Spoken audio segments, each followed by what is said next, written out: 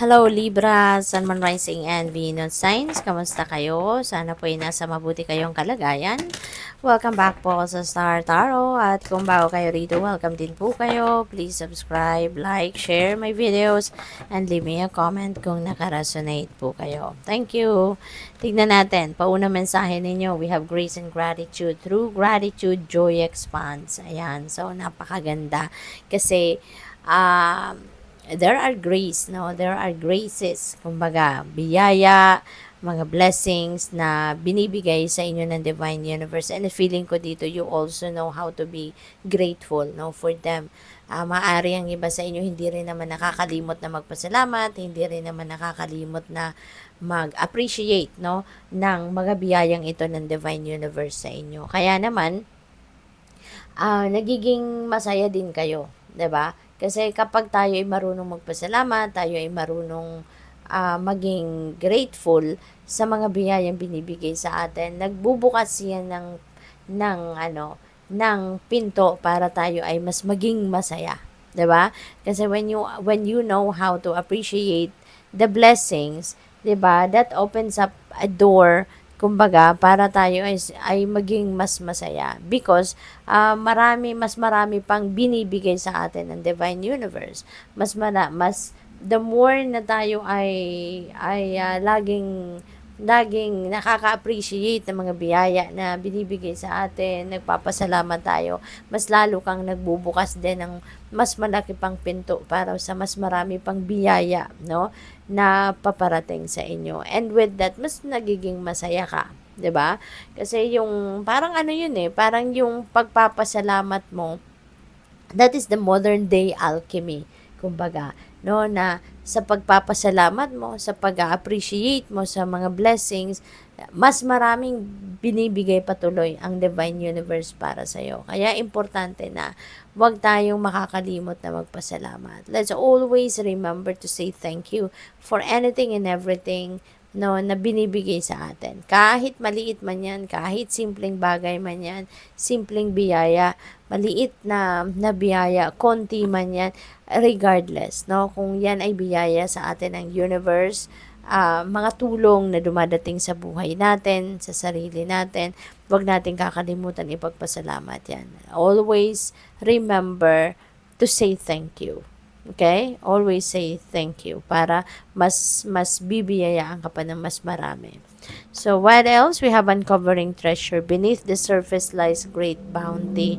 Ayan. So, meron kayo madidiscover dito, no, na mga kayamanan. Not necessarily na kayamanan talaga na material na bagay, but feeling ko pwede rin na mga opportunities ito, or pwede rin na mga madidiscover mo ito about yourself, no, na siguro may bago kang talent or meron kang bagong develop na skill, 'di ba? Or meron kang madidiscovering bagong spiritual gift, 'di ba? Na maaring 'yun ang mga magagamit mo para ikaw ay mas lalong umasenso sa buhay. 'Yun ang magagamit mo para maging kapital mo sa iyong negosyo, maging kapital mo sa iyong trabaho, 'di ba?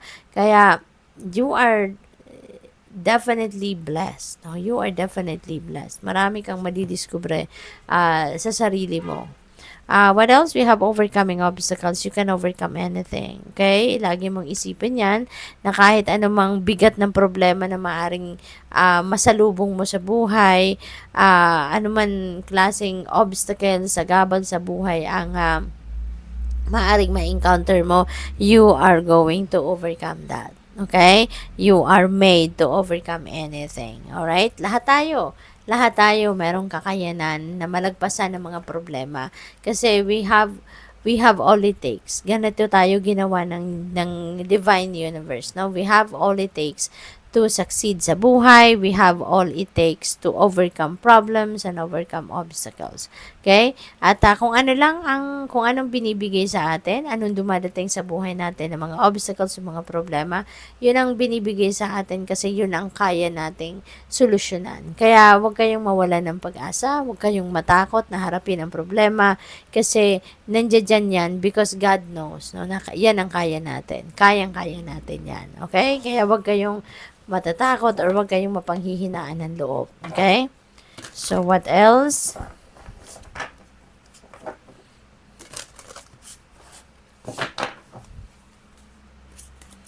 we have lifeblood. Ayan, water. So, siguro ang iba sa inyo dito, this could be reminder sa inyo, no, na ang tubig ay napakahalaga sa katawan natin, sa buhay natin in general. Okay? Kaya maaaring this is a very important reminder para sa iyo na lagi kang uminom ng tubig. Wag kang tatamarin, no, na uminom ng tubig, mainit man 'yan, warm man 'yan, malamig man 'yan. You know, ang importante meron kang tubig na pinapasok sa inyong katawan.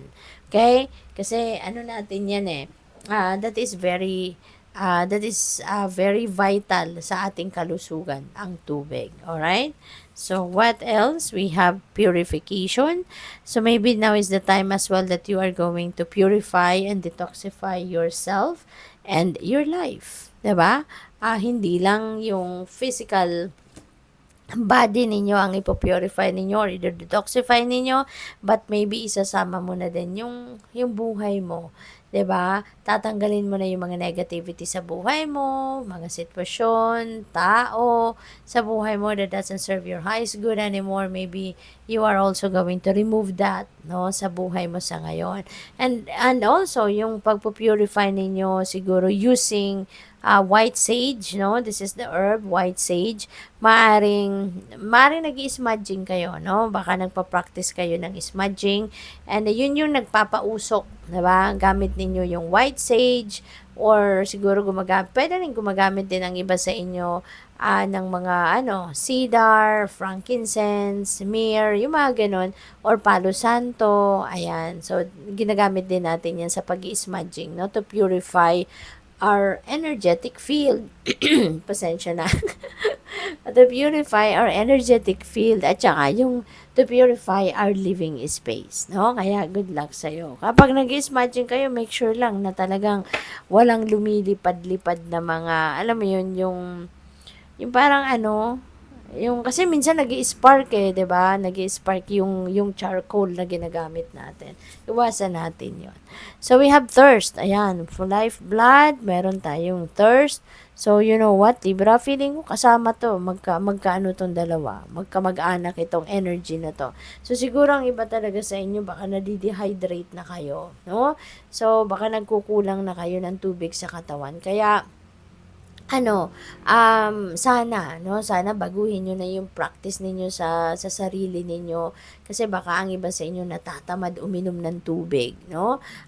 Kasi may mga tao talaga na hindi mainom. Alam mo yun, yung hindi mainom, pero kailangan kasi ng katawan natin ang tubig, hindi ba?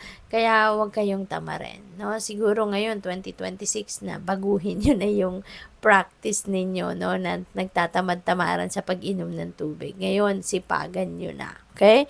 Good luck sa'yo. Thank you for watching. Love and light. Namaste.